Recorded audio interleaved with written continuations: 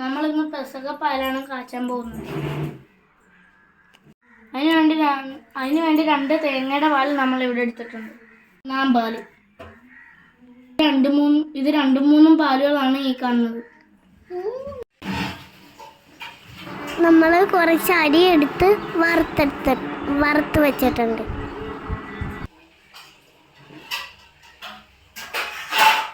അരി എടുത്ത് വറുത്ത് പൊടിച്ചിട്ടുണ്ട്.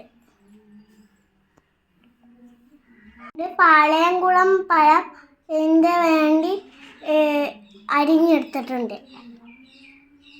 ഇതിനകത്തോട്ടിട്ട് കൊടുക്കാം.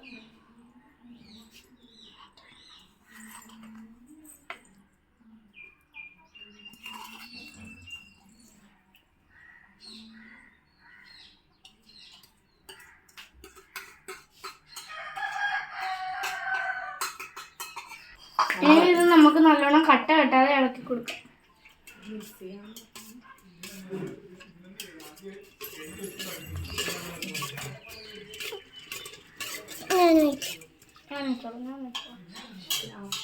ആവശ്യത്തിന് ശർക്കര പാനിയും കൂടെ ഒഴിച്ചു കൊടുക്കാം.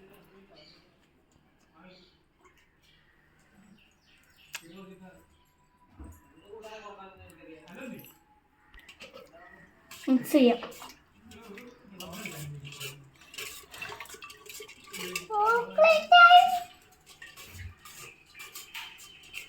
ഇപ്പൊ ഇത് ചോക്ലേറ്റ് കളർ വന്നത് കണ്ട.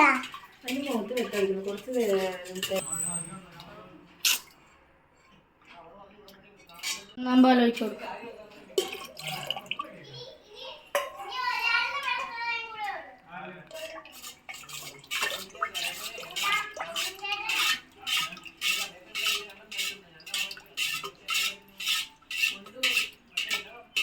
അടുപ്പ് കത്തിച്ച്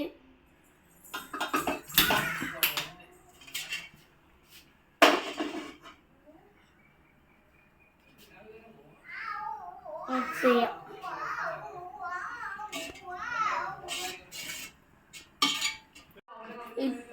ഏലപ്പൊടി, ജീരകപ്പൊടി, ഏലക്കപ്പൊടി ഇതെല്ലാം കൂടി ഇട്ട് മിക്സ് ചെയ്യാം.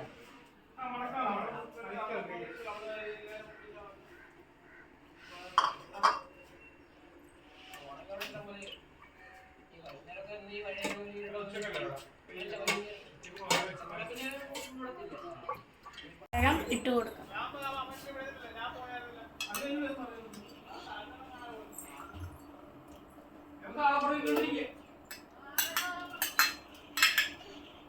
പഴം ഇട്ട് കൊടുക്കാം. ഇട്ടതിന് ശേഷം നമുക്ക് നല്ലപോലെ ഇളക്കി കൊടുക്കാം.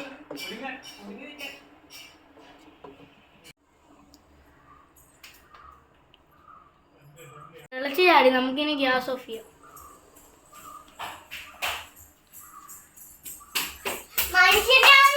കൊണ്ട് നമുക്ക് കട്ട് ചെയ്യാം.